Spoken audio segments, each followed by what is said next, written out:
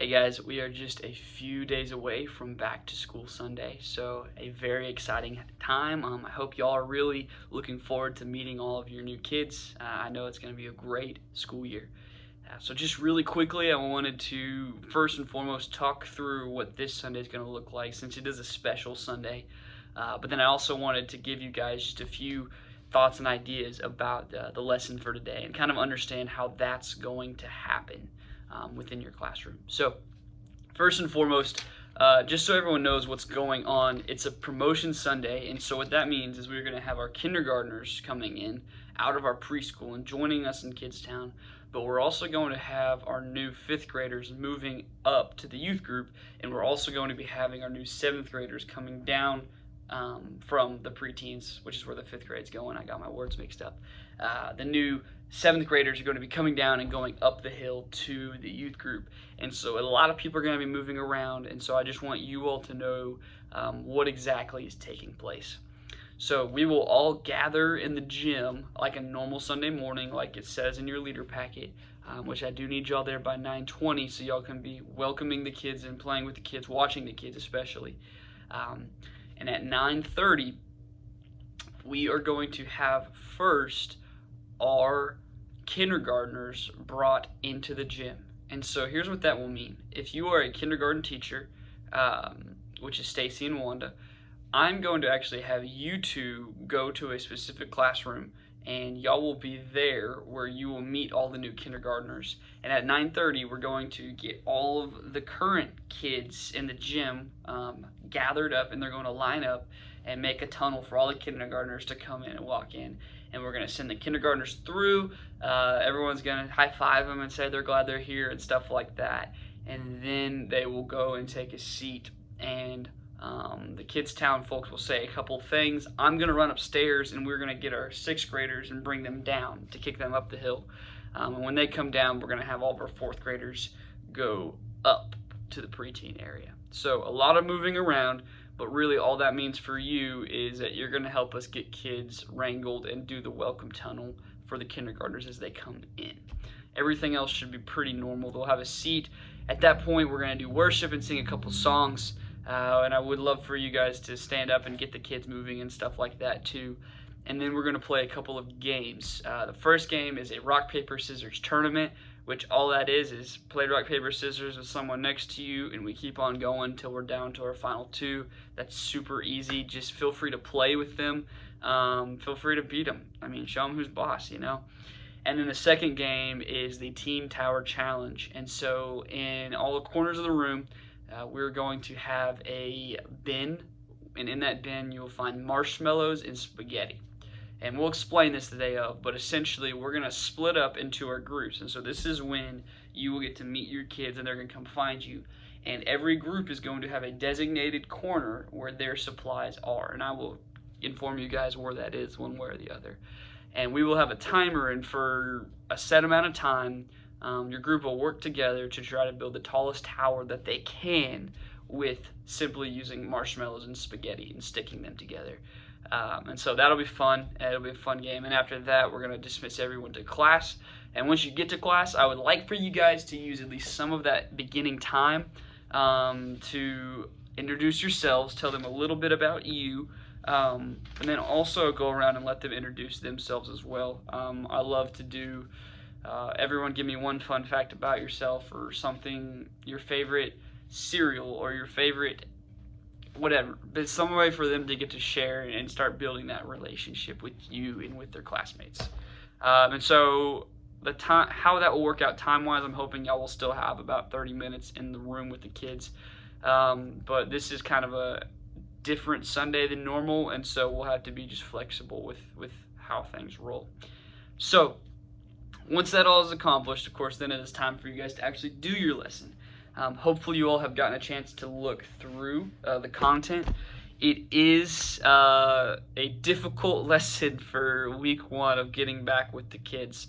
And let me just say first, if you do not have access or have not been able to access the curriculum through Ministry Grid, please let me know, because you're going to need that this semester. So our lesson for this week is Hosea. And if you notice, the text assigned is actually Hosea chapters 1 through 14. Now, let me just start by saying, I do not expect you guys to cover all 14 chapters of a minor prophet in 30 minutes with a bunch of children. It's not possible, and it's not realistic. What the curriculum is wanting you to do is more of an overview of the book. It's doing, right now, it's working through minor prophets. So I want you guys to do your best, is I guess what I'm going to say, because it's a tall order, and this is part of the reason why we probably won't be using Explore the Bible come spring semester. But for right now, we have it, and we're going to use it, and I think there's still a lot of use out of it. And so this week and next week are both minor prophets. We have Hosea this week, and then Micah next week. And then after that, it's going to change gears, and we are going to start studying the book of Romans and then some of the other letters of Paul. And that's going to be awesome, and that will be really great. And so I'm super excited about that. But this is a tough one for a couple of reasons. One, because it's a 14-chapter book, which is a lot to cover in 30 minutes. Number two, because the subject material of Hosea is difficult, especially when dealing with children. Firstly, what you need to understand about the book is it's divided into two parts. The first, really, 3 chapters are a story. They're narrative about the prophet Hosea. Now, this guy was the prophet to Israel. That's the northern kingdom, because Israel and Judah have already separated, and they are living in sin. They have been rebellious against God. They have been worshiping Baal, and so God is planning to punish and judge Israel for their sin.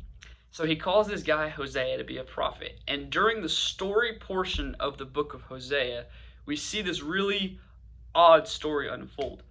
God actually calls Hosea to marry a woman that is not going to be faithful and to have children with her. And so we see first they have their first child and it's all good. And then as they have their second and third child, one, we don't even know if it's actually his children at all. There's kind of an unspoken implication that she probably actually had those second and third children with somebody else because she was being unfaithful. And so Hosea engages in this marriage with this unfaithful woman, and as she is unfaithful, God commands him to, time after time, go back and redeem her, to bring her back into his home, to even pay to have her back, even when she doesn't want him. All because God is creating an illustration of his relationship with Israel. Marriage is a metaphor for our relationship with God. And the marriage between Hosea and Gomer is an illustration for how Israel were treating God. They were being an unfaithful spouse towards him by worshiping other gods. They were cheating on Yahweh, essentially. And so obviously it's very difficult to talk about Hosea marrying a woman that's cheating on him, that's having affairs with other men, how you approach that with children. And so let me just say, you can cover the narrative portion as much or as little as you want.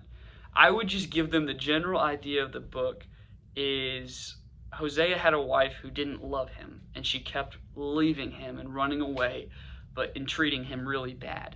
But Hosea kept going after her, kept pursuing her, kept loving her, even whenever she treated him badly.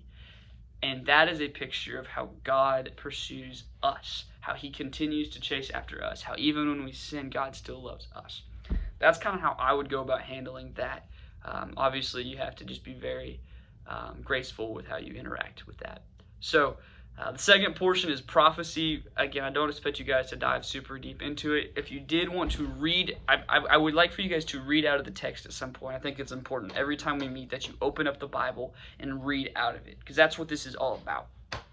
A particular text that I find very helpful, that I think really encompasses the book of Hosea, that you all could use after you've given the context of this, how they've been leaving God and being unfaithful to God, is Hosea chapter 11, verses 1 through 3, and then you can skip down and do 9 through 11. Here's what they say. 1 through 3 says, God's talking about his love for Israel. He says, "When Israel was a child, I loved him. I called my son out of Egypt, but the more I called to him, the further he moved from me. He offered sacrifices to Baal and burnt offering and incense to him. I myself taught Israel how to walk, leading him along by the hand, but he doesn't even know or care that it was me who took care of him. And then skipping down to verse 9, it says, No, but I will not unleash my anger. I will not completely destroy Israel, for I am God, not a mere mortal. I am the Holy One living among you, and I will not come to destroy. For someday the people will follow me. I, the Lord, will roar like a lion, and when I roar, my people will return trembling from the west. Like a flock of birds, they will come from Egypt, trembling like doves, they will return from Assyria, and I will bring them home again. The reason why I like this particular passage is because it really encompasses the affection that God has for Israel. He describes them as his child. The metaphor kind of changes from wife to child, but as someone he has cared for so long, and how even though they forget him, even though they rebel against him, even though they go away, God still loves them and deeply cares for them. And I think that's really the main point of the book of Hosea that we want to bring out to our kids. It's a picture and a story about how God loves us even whenever we don't treat him like we should. Even when we don't obey God, even when we aren't good, God still loves us. And he loves us because that's who he is. And so that's what I want them to understand, is that God's love for us is based upon God's own character, that he chooses to do it. It has nothing to do with our performance, with how good or bad we are, anything like that. So it's a difficult text and a difficult book, but a really rich one if you teach it well. And I fully trust all of you to do that. So if you guys have questions while preparing, please let me know. Other than that, I'm excited. Don't forget to fill out that Google form if you haven't yet. And if you have any questions, just reach out. So praying for you guys. Hope you'll have a great first week.